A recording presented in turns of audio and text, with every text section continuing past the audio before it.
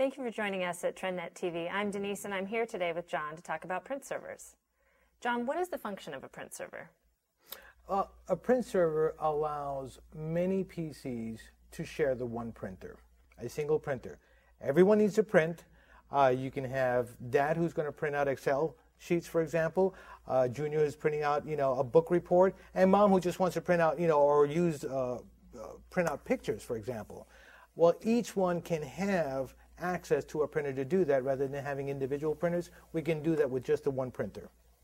So what's the difference between a wireless print server and a wired print server?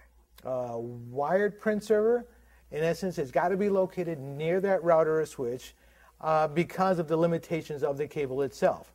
A wireless print server, that printer can be located anywhere that wireless signal is being broadcast to.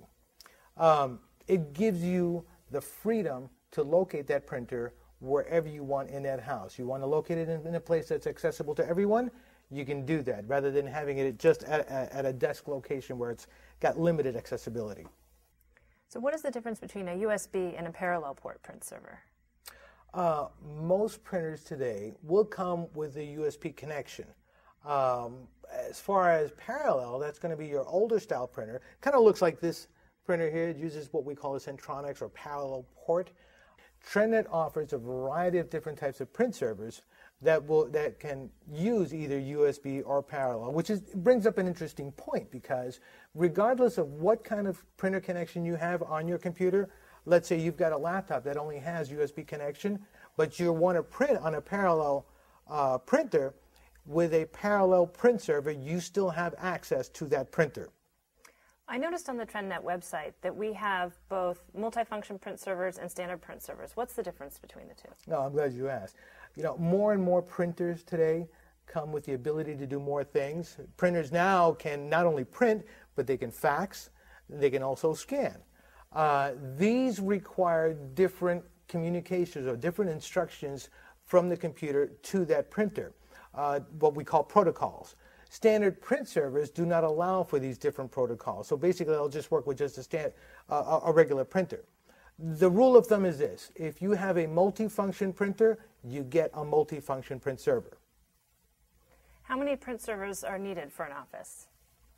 You've got all different kinds of office environments. You may have an office, for example, that'll have let's say a graphics type printer on one end. You'll have a printer, let's say in the accounting side of it, that would be used to just print out invoices or checks or what have you. So depending on what your office environment is, it may require the use of getting different types of print servers.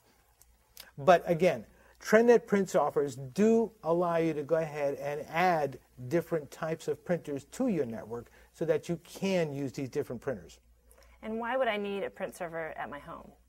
Again, in a home environment, it's like I mentioned earlier, you may have several people in the house that need access to that printer.